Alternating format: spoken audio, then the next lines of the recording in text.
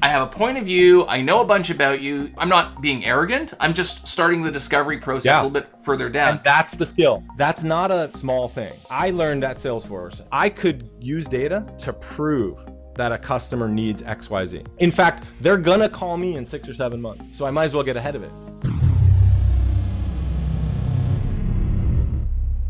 Welcome back to another episode of Sales Lab Live. I'm David Premer, and today I have a very special guest for you all. Now, taking a step back here for a second, I know in the sales world these days, times are tough, and the stuff that we used to do as sellers to be successful in our roles isn't working as well anymore. We've talked about this on this channel and in this forum, and one of the things that sales reps often miss the opportunity to leverage in their sales cycles is data. And so what we're going to do today, I have a very special guest joining us to talk about how sales reps can not only leverage data to sell more and sell faster, but almost turn the tables a little bit. Because, one of the things we think about, especially nowadays in the modern selling world, is that customers are 80%, 70%, whatever the stat you like to use, is through the sales cycle before they even engage with a sales rep. And our guest today believes that you can use data to turn the tables and actually be almost 80% of the way through your selling cycle before you even reach out and connect to the customer. Now, I'm really excited. This fellow is a former Salesforce colleague of mine. He's the founder of both the data science selling practice and the global sales program team at Salesforce. I would like to welcome to the program today, Mr. Frank Perkins. Welcome, Frank. Good to see you. Thank you. This is exciting. It's great to be here. Appreciate it. Is this your first live? Is this like a... Yeah, it feels like a combination of like Saturday Night Live and Joe Rogan. I don't know. We're doing it without a net. This is great. But, I could talk about this topic for hours, as you know. So excited. Absolutely. Well, hopefully, one day we'll have a following as big as Joe Rogan's. But for now, I want to kind of talk about this topic of data. Because, you spent 14 years at Salesforce. Before that, you were with Apple. So you have a lot of experience. And one of the great things, people ask me all the time, they say, what was the great thing about Salesforce? Is I say, at a big company like Salesforce, you get to see things at scale that if you're working in a smaller company or you have maybe even like 40, 50, 100 sales reps, you do not get to see when you have thousands and thousands of sales reps and at that scale. So I'm excited to hear, what you have to say. But maybe as we kind of kick off, I'm curious to hear, what is your point of view on how sales reps are using data maybe inefficiently or incorrectly? And kind of where did this passion for data usage, where did this all start for you? Yeah, it's a good question. But before I get into that, I'll make the point that in addition to all of those things you mentioned about working at Salesforce, you also have your experiences really talking with sales leaders all day. Sales leaders come to you and say, hey, I need to use CRM better, but really they want revenue. And so if you've been there for a while, you have 10, 12, 13 of these conversations with revenue generators, either individuals, frontline, second line, third line, CRO. You end up seeing a lot of patterns in how they structure their organizations, whether they have a process or don't. And you kind of pretty quickly, everybody at Salesforce knows this, and other companies as well, you get a master's in sales. And you see how they run it in a phone room in an insurance company in Texas, and how they do it on Wall Street, how a medical company does it. And a lot of the patterns and problems that we have are very common. And a lot of that's changing. So that's kind of the framing, 14 years of having discussions, not just with the folks about CRM, but about their whole business. So I've gotten to see quite a bit. And yes, I do think that data, first of all, I think that the situation that we're in right now in sales is as monumental a change, especially with AI and ChatGPT, which I hope we'll get to, is as big as the phone. Like that's how big it is. I even think that it could be more fundamentally, it could change sales more fundamentally than the phone did, which you could argue is really just a kind of a cosmetic thing. You still had to go through the bonding and rapport, but it was audio, not face-to-face.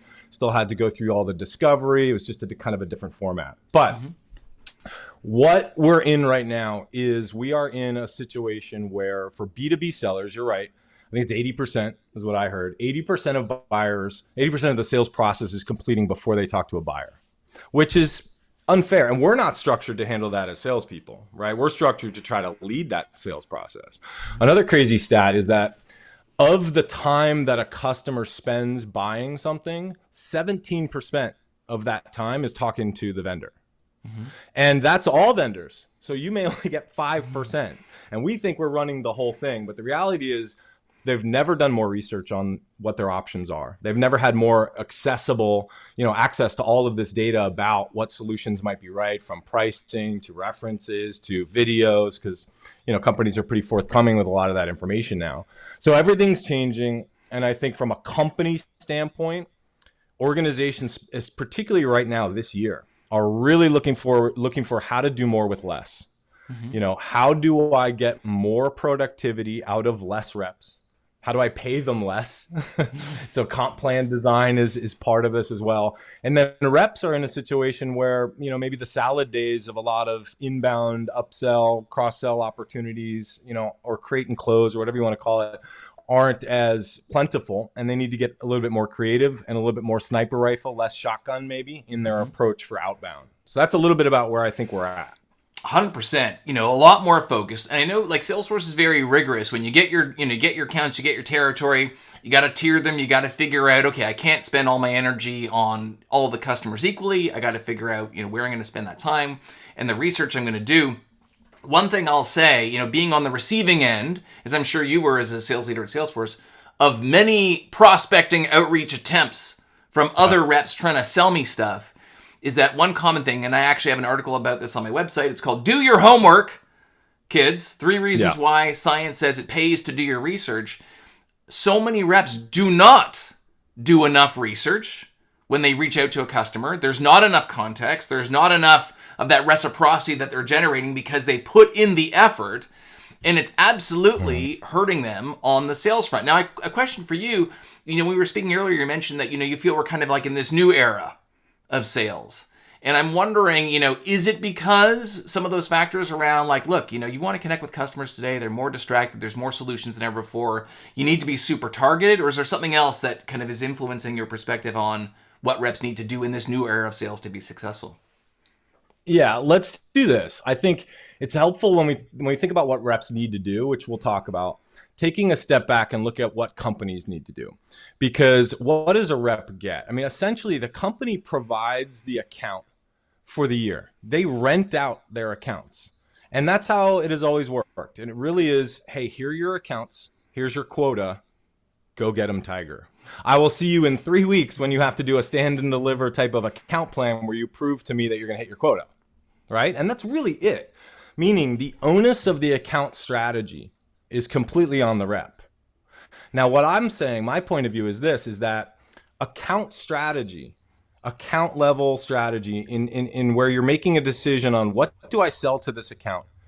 When do I actually approach them? Who individually do I approach? What title, what name? How do I position it? How do I set competitive landmines? When do I push for a close? All of those decisions are on the rep. Now, you ask yourself, if that is a research job, that is somebody who is scraping public data, who's control effing the seeking alpha on the earnings call transcript, who's looking for intent triggers, who has contracted with a company for specific contact data, who's reading through the letter to the investors, the 10K, the earnings call transcript, the website, certain tools like Ghostery and Built With. Now, that's a heavy research job. That is somebody, and any rep knows this if they have a strategic account, that you essentially burn Q1 figuring that out. Who do I sell to? What am I selling? And that informs a whole other series of questions, like what do I need to go get trained on? Right? If I need to sell this person a customer service solution, but truthfully, I don't know what that is, I got to go. So if without knowing that, you end up going through a whole enablement thing of products you may never sell if you work for a multi-product company. So I think that model is changing. And I think someday in the future, it will sound like this. Here's your account, David. Here's your territory, David. Here are your 7 tier 1 accounts. Let's go over all of them. We've had these accounts for 10 years. We're giving them to you for this year. Here is the org chart. Here's the new sheriff in town in their IT department. Here's how they purchase. Here's how the dollar figure that if it's over that, it goes into the Ariba system. Here's the conference they go to every year in Las Vegas. Here's their budgeting season because we know their seasonality. Here's the product you need to sell, so go to that training. And here's the actual individual, John Smith, lives in Orlando, who's going to be making this decision. And here's the time frame he's going to do it in between April and June, because that's their budget season. Now, that's a lot different than go get them, Tiger. Here's your quota. Prove to me that you're going to do that. That is possible right now. Companies, non-sellers, have the ability at scale, using these tools that we have that scrape the web, visualize it really well in terms of visualization tools and dashboards. They have the ability to have the best thinking on what the strategy is. And my point of view is you don't need to pay salesperson hours time. You can pay an operator, an analyst time to be able to generate that. An MBA person with the ability to work with these tools, you could argue, is a less expensive hour than a salesperson's time. Mm-hmm. And maybe let me ask you that, because you've been in the space for such a long time. I'll flip the script a little bit. Is a salesperson's time worth more than other people in the company? Well, I'm asking the questions here, Frank, because this might. No, I'm just kidding. Yeah. All right. I'm just giving you a hard time. Yeah. No, absolutely. I believe that it is. I believe that it is because it's synonymous with customer attention, right? And ask a company who's only $20 million ARR that wants to get to 100 million. All they need is customer attention. Mm-hmm. And so if you're taking a salesperson off the phone to spend a quarter doing research, mm-hmm. I don't believe that that's the best way to do that. I think you can in-house a lot of that research and then hand over a very specific, what I call assignment, mm-hmm. a sales assignment, which is disruptive, right? And we're used to leads. We're not used to sales assignments being given to us with telling us who to call about what product. So there's a big change. So I think there's a change in how the companies are doing it, and we could talk about that. And there's a change in the type of rep that's going to be valuable in the future once those companies are all doing that, and particularly automating a lot of the top of funnel outbound through mm-hmm. outreach and AI driven drip campaigns, 9 touches in 10 weeks or whatever it may be. So there's the company change, and then there's the rep change. Mm-hmm. Reps that are listening to this are already ahead of the curve because they're asking themselves, how do I stay ahead of this, and how I be ready for what sales is going to look like in the future. Mm-hmm. Yeah. So there's a couple things I think about to your question. So number one, one of the things that you talked about was reps wasting a lot of time doing all the research in the first month that they get these accounts. But one of the things that also happens when the reps are doing that, and I was actually giving a keynote to Salesforce. I've given this keynote to a bunch of companies, but in particular to Salesforce, because where you have this big change of the guard every year where you get new accounts and new reps, mm-hmm. thinking about it from the customer's perspective. It super sucks, and we unintentionally/intentionally create a shitty customer experience at the beginning of every year when we give our reps new accounts. Our reps are doing all this research. They don't necessarily, maybe the research, the data is incomplete. Maybe they didn't bother to look in the CRM to begin with. They call the customer almost like if I can use the term deadbeat dad, saying, "Hey champ, let's go in the backyard. I'm your new rep. Let's go throw the ball around a little bit." And basically, it's like a thinly veiled request to how am I going to sell you more stuff this year? Let's have a conversation about that. And we create this super shitty experience for the customer. So to the extent that I can come prepared with the data, with the context, and it just takes, aside from all the great examples that you gave, it just takes a little bit of effort on my part. I believe to do a little bit of research into the CRM. Have they bought anything from us before? Is there a particularly problematic, customer satisfaction issue, or a character on the customer side we should be aware of? There's a bunch of stuff we can do in advance to create that good customer experience. I think that that's valuable to do as a rep to kind of wrap your head around it, right? Now to your question of does it make sense to outsource if I can, to a different person, some of these things? It can. I think that, as a rep, is it valuable for me to kind of do this research on my own and be at one with it so it's not a secondhand thing? Yes. Part of it is also because it increases my level of engagement with the account. But when you look at surgeons, look at lawyers, look at recruiters, they all have helpers that help set things up so they can come in and execute their own brand of mastery. So I do agree there is room to have that injected. Now, depending on if you're listening to this show, this episode, you may not have the luxury of having like other people that you can hire and do this, or and maybe you do.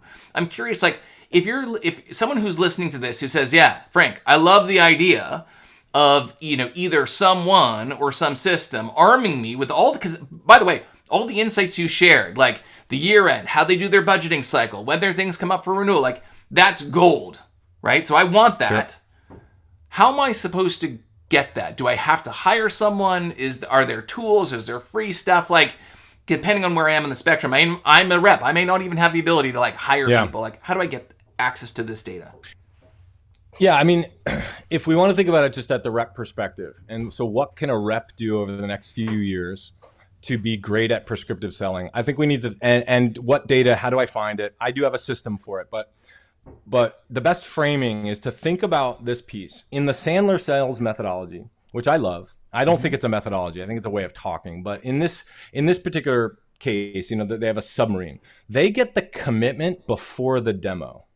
Now that's huge, and that's a very important distinguishing factor in Sandler versus other things. Meaning, it says, look, my fulfillment, my demo, my solution, let's use a personal training example, is I'm going to sell you my personal training services. Mm-hmm. But in the Sandler sales methodology, in your process, you get a commitment from that individual that they're going to do something before you tell them what it is. So the close, are you done here? Or can you still go another 2-3 years, being overweight or being out of shape? And if the answer is yes, you don't have a deal anyway. It's useless to go talk about your solution. But if you can close them on that part to say, yes, this is a problem. Now, through a process, you could talk about compelling event.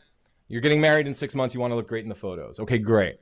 Now we have a compelling event here. Have you made your decision that you're going to do something? Okay, great. Now I will take you. So the close comes prior. Mm-hmm. The ability to, now that's how we should think about data. Data allows us to understand the business problem before we call. And if I could talk about really the key change that's going to happen in sales, and that's happening now, and everybody, it's not rocket science. Most of the people that are geeks about this stuff know this. Companies do not want to do discovery anymore. 17% of the process is dealing with vendors anyway. They're like, 10 years ago, they will give you a full hour and say, great, I'm going to talk with Joe Schmo from the company. Go ahead, Joe, do your process. I'll tell you this, I'll tell you that. And reps were trained in how to ask good questions, open-ended questions, closed-ended questions, guiding them, from the logical to the emotional, keeping them in the limbic system for the decision part, closing for that next. There is no appetite for that right now in my experience. Mm-hmm. So a rep who clearly, and I think it was Gartner who said 55% of organizations that made a purchase felt that their rep didn't understand their business, and it was a negative experience as a result. So the onus on the rep to really understand the business problem and to make the entirety of the reach out about that business problem, to really confirm it and to dive into it, is what's going on in the future. And going back to the being in-housing it versus doing it, let's not assume that because it's being in-housed that the rep isn't now clear on that business problem. I would argue that they're more clear on that business problem.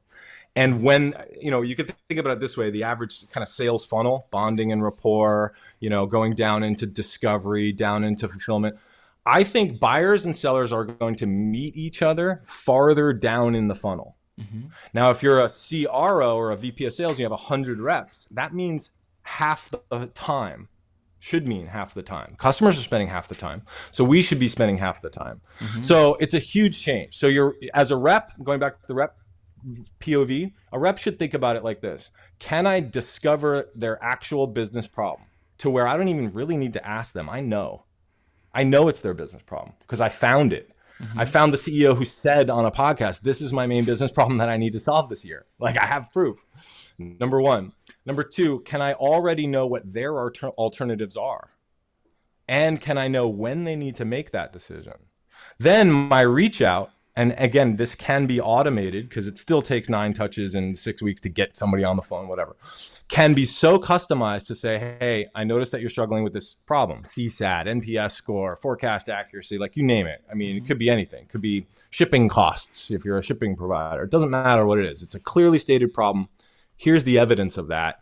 I also know that you need to solve this problem by this time frame. And if I'm you, there's really only 3 solutions that you could look at. You could do nothing, your head in the sand, but that's not ideal. So let's have a chat. I really want to hear you talk about this business problem and let me know what you think I don't know about it. Now, the time on the calendar isn't an hour to talk about my shipping services, because buyers don't care about your products anymore. They don't care. They want you to understand their problem and get that close. Because in a way, David, the how doesn't matter as much. And what I mean by that is this. If you are selling me a personal training services, and we focus the whole discussion on that, really, when we meet each other, about how it feels to be overweight, how long I've been overweight, how, my energy is low, how my joints are stiff, whatever it may be. And you're like, okay, are you ready to not do this? I'm a partner with people who change their lives on this. If you get that person to go, yeah, you know what? I'm done. What do we got? You're halfway there. Now, it may be, who knows, a gym membership, personal trainer, an ab roller, who knows what it is that you're selling, but your likelihood of getting to that place is much, much higher because you understand the business problem. You've connected with them about it. Not that they're not going to be, smart about their decision, but that's where we need to meet our customers. We should not contact customers, certainly not our tier 1 or tier 2. If you want to do it for your tier 3, tier 4, you want to do the shotgun approach, fine. I often say sniper rifle, not shotgun, but in reality, it's both. Let's do the shotgun for the smaller stuff. But why you would waste your top priority account reaching out, talking about your product, can I have your most valuable resource? Literally, can I steal time from your children, an hour of it, to ask you questions in the hopes that you might say something that triggers something I was trained on that tells me now I need to introduce this product. The appetite is simply gone for that, I think, for the customers. Now it's much more about the process. It was gone a long time ago. I have to say, I'll tell you, back in 2016, when I was still at Salesforce, we did an event in New York City, and Gary Vaynerchuk was one of the guys getting up and speaking. And he gets up in front of the audience of like 1,000 sales and marketing leaders, and he says, first thing he says, raise your hand, the unqualified question, raise your hand if you hate it when another human being calls you on the phone. That was it. It wasn't like, if it could be your mother, it could be doesn't matter. Yeah. 40% of the audience. Friends don't let friends call each other on the phone. Right. It's like, because you are stealing my time. That was the idea, is that like my time is the most valuable thing.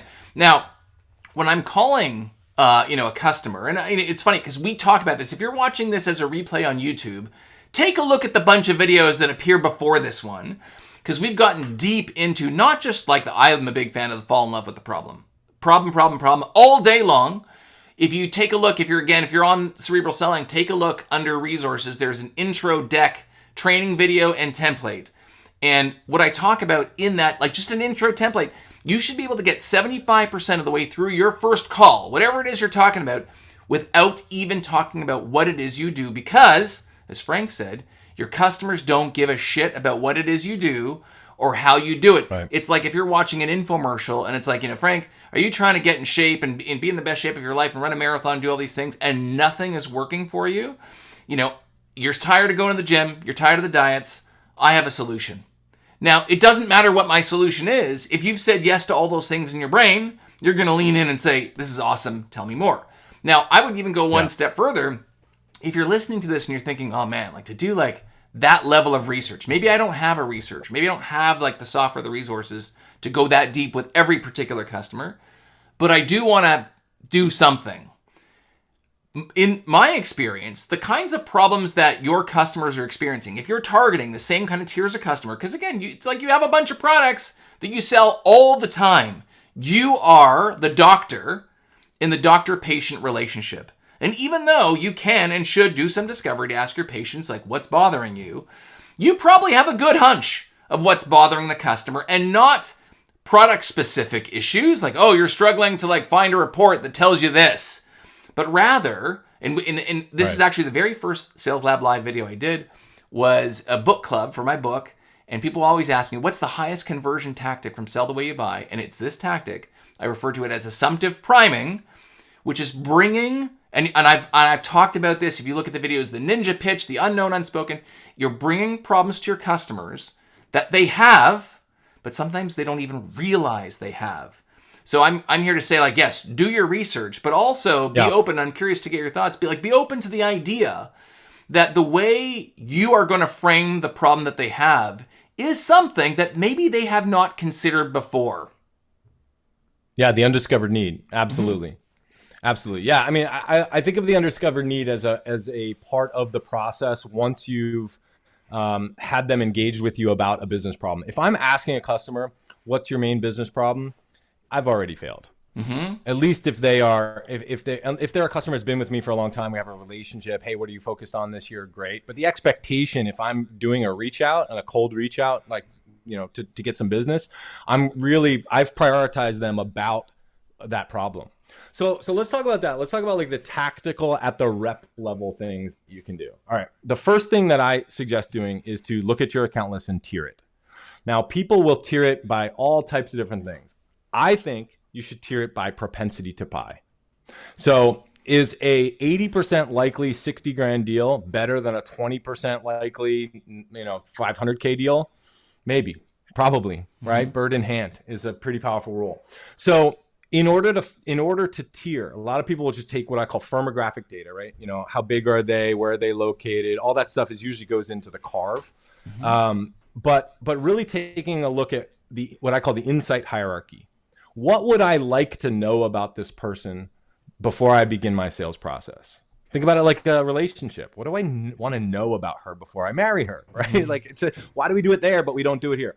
So once you have your insight hierarchy, maybe like what do they have? What's their budget? What technology they currently have? When does it expire? Are they happy with it? Make the list. And then in that list, there's, I think, 3 or 4 things that you can chop it into. Can I find it for free online? Can I get that insight for free? 2, can I buy it? Now, most reps don't have budget control to buy things, so we're talking about this as like, go-to-market leaders versus, reps, but there's technology you can purchase. There's insight you can purchase. There's a whole shady list broker thing at the contact level that you can get into, and you have to for certain things. But how do I get that data? Can I get it for free, or do I need to buy it? And then the third is, can I get it through a recon mission? So right now we use SDRs to get appointments. I really am a huge fan of using outbound cold calling SDR function to sharpen the axe. Right? The old story, like 2 people have to chop down a forest. One spends the first 4 hours sharpening the axe. The problem is a lot of those SDRs are not compensated to sharpen the axe. They don't get paid for the research, but it's just as valuable, in my opinion, especially for the tier 1 and tier 2s. So can I get it for free? Can I pay for it? Can I get it through a recon mission? Or last and least, do I have to steal my customer's time to get that insight? And that's the worst situation. Often it's the most important data that you have to do that with, often, but not all the time. Now, particularly with public companies, the average sales rep does not understand how much data you can learn about a public company and how similar they all are. Money goes in, money goes out. It's a Rubik's Cube. You can solve it. Here's what they need to focus on this year. And if you make this your priority, you can get to that point. Again, as I stated, I don't believe that that's the best use of sales reps. I think 10 years from now, that's going to be in-housed and the reps are going to receive assignments. And I think the reps that want to prepare for that need to be great at receiving assignments, meeting customers much farther down the funnel, and engaging a business acumen that they need to start developing now to have a potentially drier discussion about a very clear, we know why we're here. You know why you took the call. I know why I made the call. We've already done that electronically. And so now it's about reviewing your alternatives, negotiation, reviewing solution, and things like that. So a lot is changing. But in the meantime, a rep needs to figure out what your insight hierarchy is, what you can go get, and commission your SDR to do recon missions to say, hey, I need some data. Let's say you're selling, paper shredders. You sell paper shredders, that hardware. There are intent providers out there that will show you which companies by IP address have Googled paper shredder. That is a critical data source that you can go buy through a number of vendors. Now, the landscape is insane and is getting even bigger on how many people provide this type of data. And some of it's creepy, right? In the big brothery type of lens that how are they getting this data? But think about how actionable that is. If you're a paper shredder company, do I need 20 reps or what's the flow of people that are searching for paper shredders? Where are they? What companies are they? And what does it sound like to a rep to reach out and say, hey, what do you say? I bought a list that showed me that you were Googling paper shredders. Probably not. Yeah. But who do you call and what do you say? So I think the real skill later is how people can make this ingest this data as an assignment, knowing that it's actionable, and have and reach out. It's much different than certainly about your own product, but even can I have some of your time? It's totally different. This is about your business problem that I can already prove you have a problem. And let me show you some of this in an impersonal way, which I think reduces the stress involved in the sales relationship and makes it a little bit drier, a little clearer, a little more cerebral, you might say, and a little better. So that's I think the skill that a rep needs to start developing now, and companies should start thinking about from a go-to-market perspective. 100%. Well, it's funny. Like, so there's two parts. There's everything you said, but then you kind of touched on a little bit of the nuance, and we don't have time to get into all this. But I would just leave people with this idea that there's like the science, like, okay, here's what I should do, per Frank, and then there's the art component of it. Because for example, if someone's been on my website or the IP address tells us that they've Googled paper shredders, right? And this is top of mind. Because I was doing my regular office hours I do with a bunch of clients yesterday, and one of the clients got on and we were kind of looking at one of her outreach templates, and she was reaching out to prospects and debt opportunities who had been clicking through on some of the resources that they had sent over, and the email template started with, "Hey, I noticed you clicked on this thing," and this question of like, is that too creepy? To say, like, I noticed you clicked on, or I saw your IP address. Creepy or not, it's just not a good way to do it. Think about what data you have. You know they have a business problem. You could have said, hey, you're struggling with this. So here's one thing that I think everybody should know is that, and I don't think that the average rep knows this, is that companies, the people that employ them and give them their territory, they now have the ability to pull in all of this data about their companies that they sell to, own that contact data, the org chart, which is self-cleaning if they have access to LinkedIn, partner with list brokers, partner with intent providers. They do have the ability now to know better than the rep often what is the best thing to sell when and to whom. And so right now we're in this very convenient situation where the onus is all on the rep. And what's convenient about that? If the rep fails, what do? We just fire the rep. You didn't meet your quota, so you're going through the performance management machine. So what happens, and this is a question I don't have the answers to, but what happens if the company owns the strategy and they simply give the rep the responsibility of executing it and it doesn't work? Well, then who's on the hook? So now what do we have? Do we have an 80-20 compensation plan where it's 80% base, 20% variable? That's a major change in how sales is done because normally it's kind of half and half, right? So it's a big change that the industry is going to figure out. But every rep that's listening to this needs to know that their companies are currently pulling in this data. They're using amazing outreach tools, Outreach, SalesLoft, Pardot, etc., that drip, and they're using ChatGPT to pull in actual data from their blog posts, letter to the investors, all of this stuff with quotes and everything before a rep even knows that this account has been interacted with. So in the old days, it was a BDR and an SDR who would get an appointment. I should say old days. It's still how most companies are running. But COOs and sales ops people are looking how to do more with less. Because these salespeople are very expensive. How much of the funnel can I do electronically and with analysts? And the answer is a lot. So the rep of the future needs to know that he or she is going to get a call and they're going to have to quickly ingest a business problem. Now, here's the dirty little secret about sales. We're not great at business. The business acumen of the average salesperson needs to be higher. And so crash courses, all kinds of companies have great training programs and things like that. But if I'm a rep 5 years from now, I think it's not even 5, very soon. And now in some places, I'm going to receive an assignment. And the assignment is going to be, hey, We've nurtured this lead. They have now interacted. They're ready for a call. Here's the history that we got them on. We acknowledge this particular business problem. We reference this quote that he was on in a TED Talk or in a this or in a that, whatever it is, the CEO. And so you now have a call scheduled with him about that business problem. They're going to be ready to tell you all about it. And, here's the process from there. That's a different change than, all right, what keeps you up at night, right? That's dead. Mm-hmm. Nobody wants to do it anymore. If we're asking that question, what keeps you up at night? We have failed.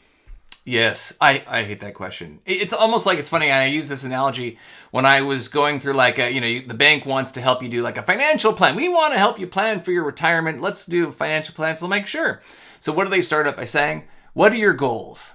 Like, yeah. I don't know. Like, I want to have a bunch of money and not, what do most people say? To that question, right.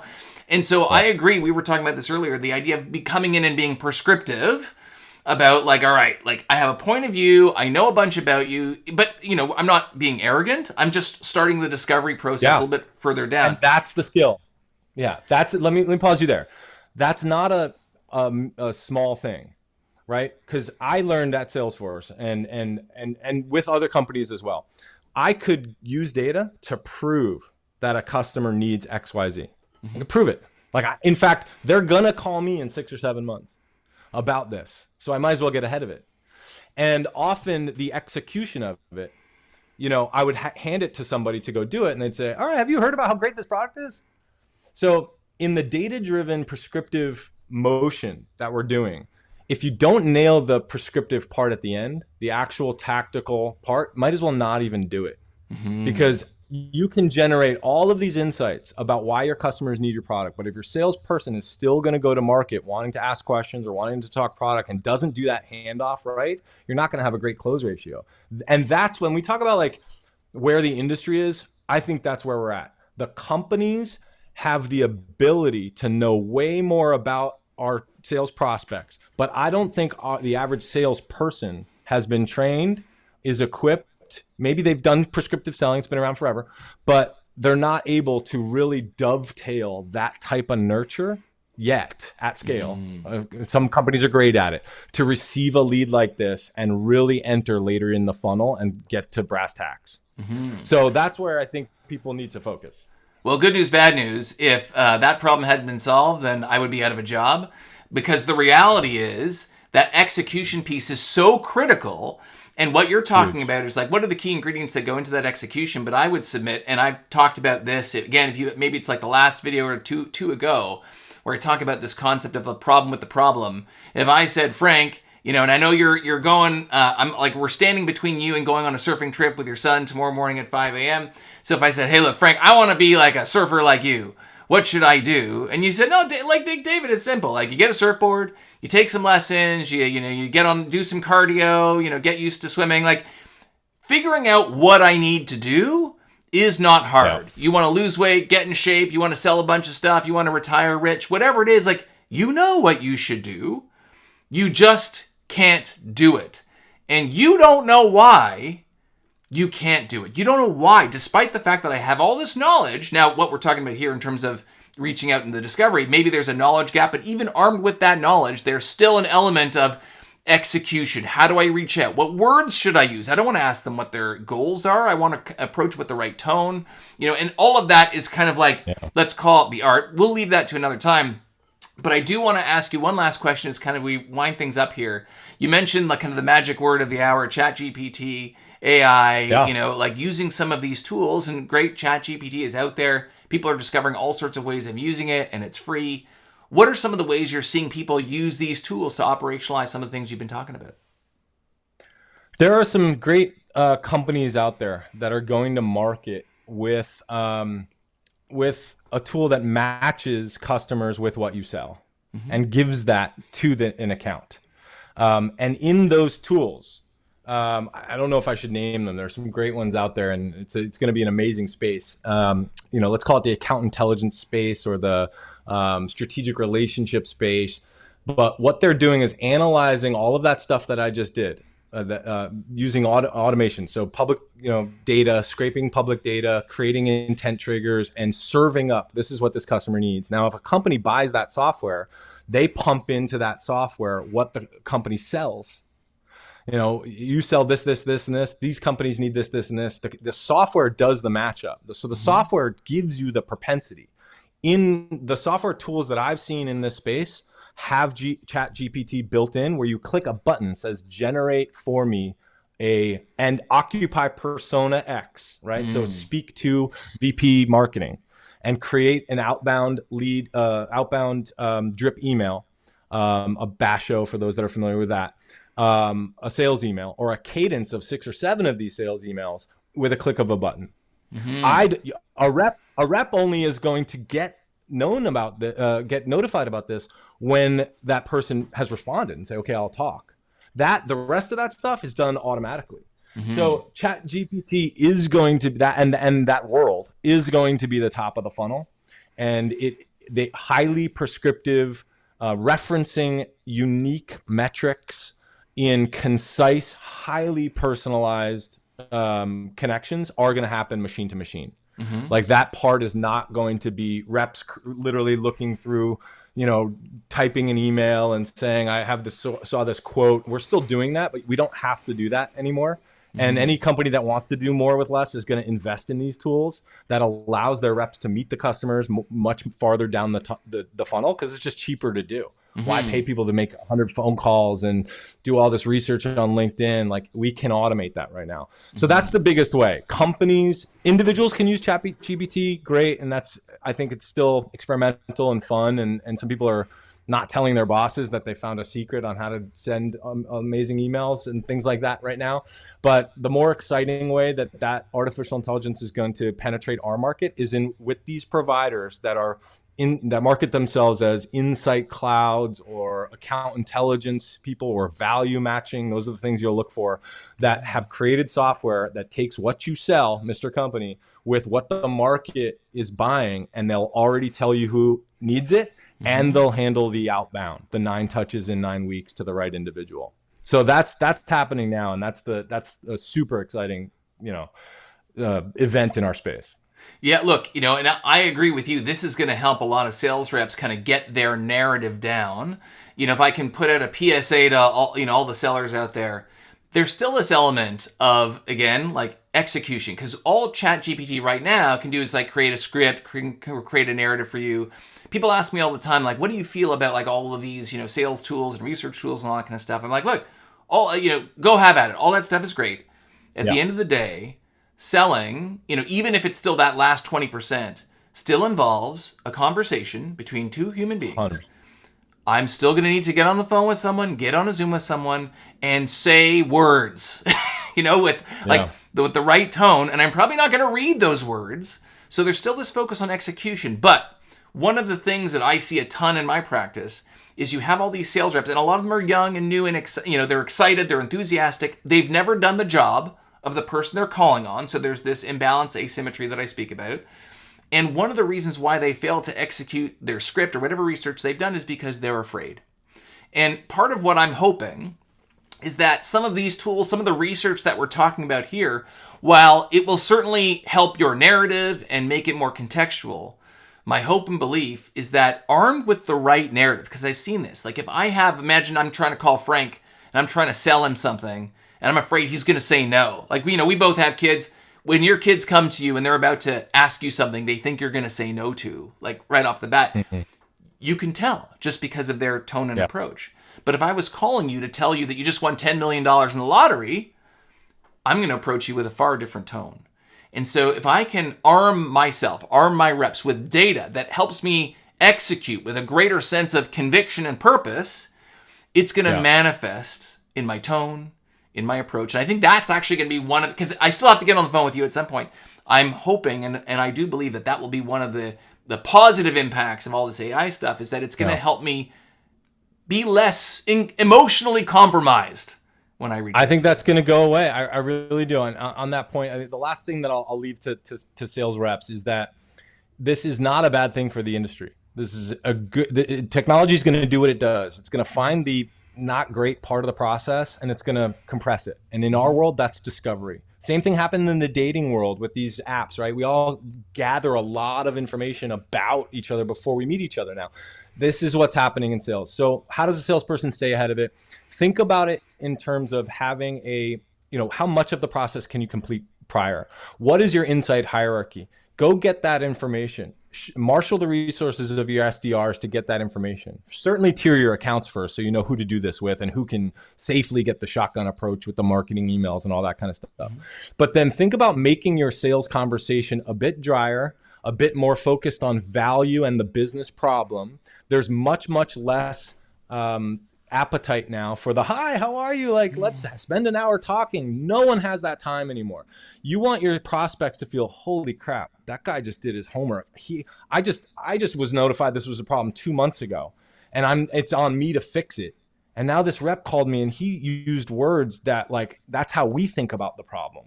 And she completely understands this business problem. You notice how that vibe the solution's not part of it. I can connect with that customer and accomplish so much of the sales process simply by really understanding that business problem more than they do. It's the same thing in interpersonal communication with emotional validation, right? Before we solve this thing, can we connect on what this problem is? And if a customer believes that you understand that problem because you've done your research, who knows, who cares how you figured it out? You're with me because I got to fix this or else I got fired, right? And that's why you're calling me, because you know I have that compelling event, right? Now we're in this together. Now let's go look at solution versus however else we're doing it, where it's just give me the demo, give me the price, and then I'll ghost you for a while. So for a rep for the future, how much can you do? Expect your business acumen to be going up. I would actually explore external courses on time value of money, how customers make purchasing decisions, things like that, having that CFO type of talk, the VP finance type of talk, and really being more conscious of the fact that in the future, your customers will be less and less tolerant with giving you a full hour of their time on a calendar to do discovery. That's already a fail. You should really, really get as far as you can down that funnel before you talk. And it's never been easier with all the data that we have available to us. 100%. Well, it's funny. The last Sales Lab Live I did is probably the last video that you're going to check out here. It's entitled How Asking for Less Can Actually Help You Get More. And to your point, if I asked you for a 60-minute discovery call, which sometimes reps do, there's no way in hell you'd say, I'm a stranger. You're not going to give me 60 minutes. If I ask for half an hour, you're hopefully, you would say yes to that. And if we go long, it's because you saw me as someone who was valuable enough to continue the conversation because I deeply understood what the problem is. So my advice in that video was just ask for less time. It doesn't matter. You'll live to fight another day if you focus on the problem. And, one last point on the problem. Business customers are not looking for you to tell them the obvious problems. Even for example, I'm working with lots of CFOs these days that are trying to do more with less. F you. I don't need you to tell me that that's the problem I'm trying to solve. What I need you to tell me is why am I struggling to do more with less, right? Yeah. You don't need to tell me I want to learn how to surf and lose weight and get in shape. You need to tell me why I'm struggling to do that, because I don't know, right? And if you can hit people over the head with the deeply nuanced problems, to your point, we're in this renaissance of sales. The stuff maybe we'll end how we began. The stuff that used to work doesn't work anymore and that's always been the case. But in a world where, companies are doing layoffs, budgets are tight, people are scrutinizing every single expense, and they are more distracted than ever before in their personal lives, not just with work and the economy, but with apps and the TikToks and the Instagrams. Your message, your execution needs to have that armor-piercing intensity in order for them to lean in and say, tell me more. And what you've been talking about today with using data, that's the tip of the iceberg. And I think it's going to be a huge help for a lot of reps to just be focused on that, because I think they'll have, as we discussed, a lot of downstream positive impacts. It's brilliant. And and on the undiscovered need, if you are going to insert that undiscovered need, obviously do the work on your competitors and make it a need that your competitors do not solve. And that is a genius way to close something, to introduce that undiscovered need. And for that to be something that only you do is just a super solid sales technique. Love it. Well, look, sales is a continuum. Hopefully we gave people some stuff to think about now and then, dovetail on that, build off on it, and really focus on your execution. But Frank, it was great to have you here. I really appreciate you spending the time with the audience today. No, it's awesome. People have been commenting and chiming in. So we will post this up. Feel free to reach out to Frank. If you have, questions, feel free to reach out to me. Frank's a super friendly guy. I hope you have an awesome time on your surfing trip. And I will. Thank you everyone for tuning in today. We'll see you again on the next episode.